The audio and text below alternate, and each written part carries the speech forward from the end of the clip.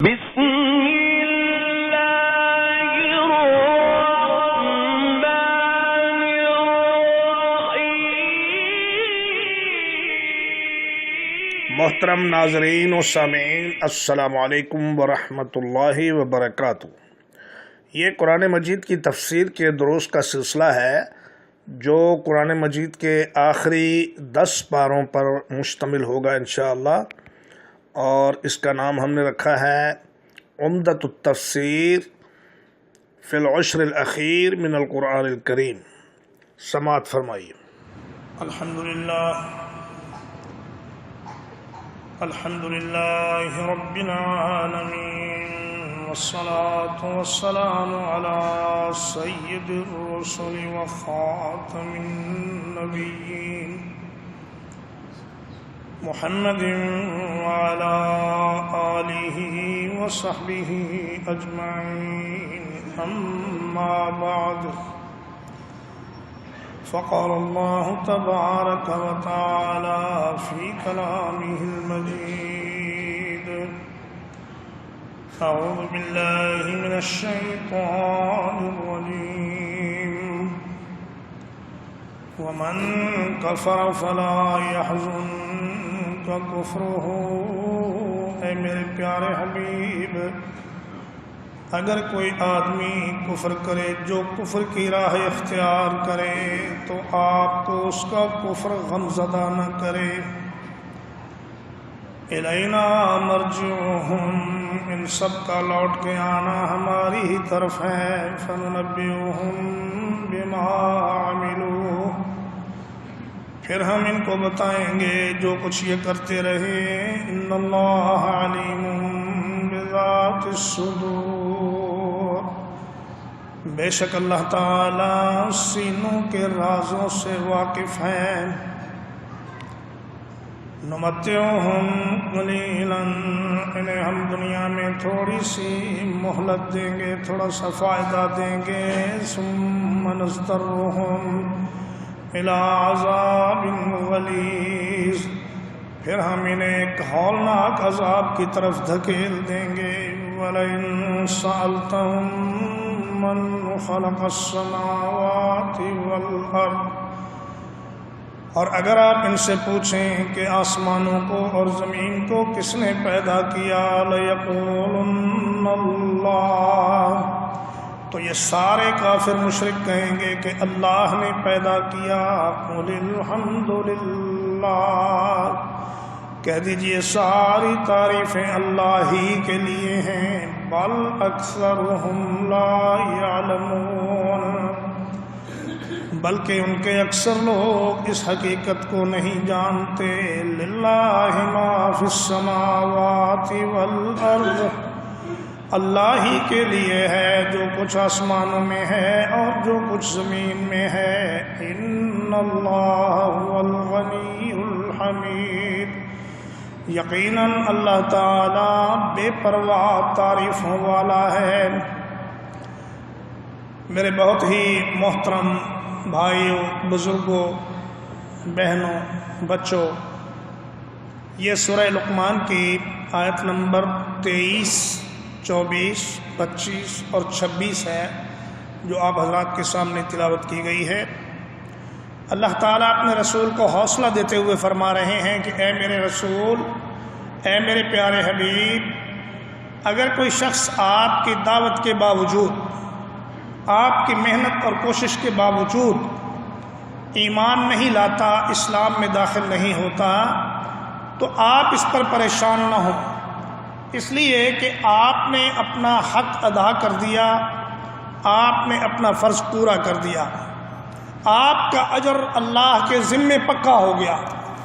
اب یہ آدمی اگر اس میں کوئی خیر ہوتی، کوئی بھلائی ہوتی، تو اللہ تعالیٰ اس کو ہدایت کی طرف توفیق عطا فرما دیتے، لیکن اس آدمی نے کبھی ہدایت کی طرف آنے کی کوشش ہی نہیں کی، اس لیے اللہ تعالیٰ کسی کو زبردستی پکڑ کر تو اسلام میں داخل نہیں کرتا۔ فرمایا وَمَن يُشَاقِقِ الرَّسُولَ مِن بَعْدِ مَا تَبَيَّنَ لَهُ الْهُدَىٰ وَيَتَّبِعْ غَيْرَ سَبِيلِ الْمُؤْمِنِينَ نُوَلِّهِ مَا تَوَلَّى وَنُصْلِهِ جَهَنَّمَ وَسَاءَتْ مَصِيرًا۔ فرمایا جو آدمی راہ حق واضح ہو جانے کے باوجود ڈھٹائی کے ساتھ اللہ کے رسول کی مخالفت کرے اور مسلمانوں کے طریقے کو چھوڑ کر کسی اور طریقے کو اختیار کر لے، نوَلِّهِ مَا تَوَلَّى، پھر ہم بھی اس کو جانے دیتے ہیں جدھر وہ جائے۔ اگر وہ جہنم کی طرف جا رہا ہے تو ہم کہتے ہیں جاؤ، ہم تمہیں روکیں گے نہیں۔ یہ دنیا دار العمل ہے، اس میں ہر آدمی کو اختیار ہے، نیکی کرنے کا بھی پورا اختیار ہے اور گناہ کرنے کا بھی پورا اختیار ہے، اسلام میں داخل ہونے کا بھی پورا اختیار ہے اور شرک و بدعت میں داخل ہونے کا بھی پورا اختیار ہے۔ جو آدمی اس میں سے کوئی ایک راستہ اپنے لیے چن لیتا ہے، اللہ تعالیٰ وہ راستہ اس کے لیے آسان فرما دیتا ہے۔ تو فرمایا کہ آپ پریشان نہ ہوں، الینا مرجعہم، ان کے کفر کا نقصان انہی کو ہوگا، کیونکہ یہ جتنے بھی گناہ کر لیں، جتنا بھی زمین میں ہلچل مچا لیں، فساد پیدا کر لیں، ادم مچا لیں، شرابیں پئیں، زنا کریں، لوگوں پہ ظلم و ستم کریں، لوگوں کے مال دبائیں اور لوگوں کے حق حقوق کھا جائیں، کھانے دیں، انہوں نے آنا تو آخر میرے پاس ہی ہے۔ فَنُنَبِّئُهُم بِمَا عَمِلُوا، فرمایا ہم پھر انہیں بتائیں گے کہ تم یہ کچھ دنیا میں کرتے رہے ہو۔ تو ہم صرف بتائیں گے نہیں، بلکہ بتانے کے بعد اس کی سزا بھی دیں گے، اس لیے کہ جو غلام اس کو مالک بھیجتا ہے کہ جاؤ یہ اتنے پیسے ساتھ لے جاؤ اور جا کر مارکیٹ میں میرے لیے اچھی اچھی چیزیں خرید کے لاؤ، اب وہ کیا کرتا ہے کہ ان پیسوں سے کھیل تماشا دیکھنے لگ جاتا ہے، ناچ گانا دیکھنے لگ جاتا ہے، نشہ آور چیزیں استعمال کرنے لگ جاتا ہے۔ تو جب وہ واپس جائے گا تو مالک حساب تو لے گا کہ بھی میں نے جو زندگی کی تمہیں دولت دی تھی تمہارے ہاتھ میں، اس کو تم نے کہاں خرچ کیا؟ تو ہم بتائیں گے، پھر جس طرح اس کا عمل ہوگا اسی کے مطابق اس کو سزا ملے گی۔ ان اللہ علیم بذات الصدور، فرمایا اللہ تعالیٰ تو دلوں کی چھپی ہوئی باتوں کو بھی جانتا ہے، چہ جائے کہ ظاہری اعمال، ظاہری ظلم و زیادتیاں جو ساری دنیا کے سامنے ہوئیں ان کو تو ہر آدمی جانتا ہے، اللہ تعالیٰ سب سے بڑھ کر جانتا ہے، لیکن وہ باتیں جو دل میں چھپائی ہوئی ہوتی ہیں، جو انسان کے برے ارادے ہوتے ہیں، اللہ تعالیٰ کو وہ بھی سب معلوم ہے۔ نمتعہم قلیلا، فرمایا کہ دنیا کی زندگی میں ہم انہیں تھوڑا سا فائدہ ضرور دیں گے۔ اللہ یہ نہیں کرتا کہ کوئی ظلم کرے یا گناہ کرے یا شرک کرے تو فوراً ہی اس کو پکڑ لے۔ فرمایا کہ اللہ چاہتا لآمن من فی الارض کلہم جمیعا ولو شاء اللہ لآمن من فی الارض کلہم جمیعا، اگر اللہ چاہتا ساری مخلوق، سارے انسان ایک لمحے میں مسلمان ہو جاتے، مگر اللہ کسی کو مجبور کر کے مسلمان کرنا نہیں چاہتا۔ فرمایا یاکلون کما تاکل الانعام والنار مثوی لہم، یہ جانوروں کی طرح کھاتے ہیں، پیتے ہیں، دلتیاں جھاڑتے ہیں، اپنی شہوت پوری کرتے ہیں اور اپنی مرضی کی زندگی گزارتے ہیں، گزارنے دیں، انہوں نے آنا تو پھر ہمارے پاس ہی ہے۔ ثم نضطرهم الی عذاب غلیظ، پھر ہم ان کو ایک نہایت مشکل تکلیف دے اور بڑے ہی سخت ترین عذاب کی طرف دھکیل دیں گے۔ وَلَئِن سَأَلْتَهُم مَّنْ خَلَقَ السَّمَاوَاتِ وَالْأَرْضِ لَيَقُولُنَّ اللَّهُ، فرمایا ان کافروں سے پوچھئے کہ یہ آسمانوں اور زمینوں کو، عالم علوی کو اور عالم سفلی کو کس نے پیدا کیا ہے؟ تو جھٹ سے کہیں گے کہ اللہ نے۔ تو فرمایا اگر تمہارے معبودوں نے کچھ پیدا کیا ہے تو وہ بتاؤ، اور اگر انہوں نے کچھ بھی پیدا نہیں کیا تو پھر ان کی عبادت کیوں؟ جس نے پیدا کیا ہے عبادت بھی اسی کی ہونی چاہیے۔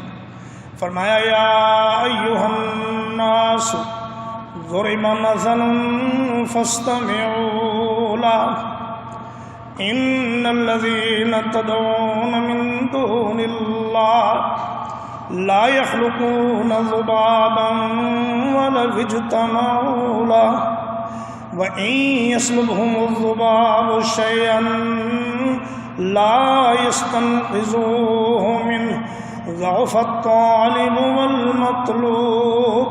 فرمایا یہ سارے کے سارے جن کو تم پکارتے ہو یہ سارے اکٹھے ہو کر ایک مکھی نہیں بنا سکتے. ایک مکھی. فرمایا مکھی بنانا تو بڑی دور کی بات ہے. اگر مکھی ان سے خوراک کا کوئی ذرہ چھین کے لے جائے تو یہ سارے مل کر اس سے وہ ذرہ واپس نہیں لے سکتے. تو جب یہ اتنے لاچار ہیں اور اتنے بیکار ہیں تو پھر اللہ کو چھوڑ کر ان کی پوجا کیوں کرتے ہو؟ فرمایا قل الحمد للہ، کہہ دیجئے کہ ساری تعریفیں اللہ کے لیے ہیں. اللہ اپنی ذات میں محمود ہے اس لیے کہ اس کی ذات جیسی کوئی ذات نہیں، اور اللہ اپنی صفات میں محمود ہے اس لیے کہ اس کی ہر صفت کمال کی صفت ہے، اور کوئی کائنات کی مخلوق اس کی صفتیں نہیں رکھتی اس جیسی. اس لیے وہ اپنی صفتوں میں بھی محمود ہے، قابل تعریف ہے، تعریف کا مستحق ہے. بل اکثرہم لا یعلمون، لیکن اکثر لوگ اس حقیقت کو جانتے نہیں اور وہ اللہ جیسی عظیم ہستی کو چھوڑ کر دوسروں کے پیچھے بھاگتے ہیں. للہ ما فی السماوات والارض، فرمایا جو کچھ آسمانوں میں اور زمین میں ہے سب اللہ کی ملکیت ہے، سب اللہ کے غلام ہیں، سب اللہ کا مال ہے. جس کو وہ چاہے جس طرح چاہے استعمال کرے، کوئی اس کی مرضی میں دخل دینے والا نہیں. ان اللہ هو الغنی الحمید، بے شک اللہ تعالیٰ بے پرواہ ہے، تعریفوں والا ہے. اللہ کی بے پرواہی کا یہ عالم ہے کہ اگر ساری مخلوق مل کر اللہ کی نافرمانی شروع کر دے تو اللہ کی بادشاہی میں ایک ذرہ برابر کمی نہیں ہوگی. تو فرمایا اسے تمہاری عبادت کی ضرورت نہیں، اسے تمہارے سے کوئی روٹی نہیں کھانی. ما اريد منهم من رزق وما اريد ان يطعمون، میں اس لیے تو نہیں تمہیں اپنا غلام بنایا کہ تم مجھے کما کر کھلاؤ، میں تو خود تمہیں کھلاتا ہوں سب کو، اور میں سب سے بے پرواہ ہوں. لہٰذا میرے بارے میں ذرا ہوش سے اس دنیا میں رہو اور سوچ کے چلو. اقول قولی ھذا واستغفر اللہ لی ولکم ولسائر المسلمین.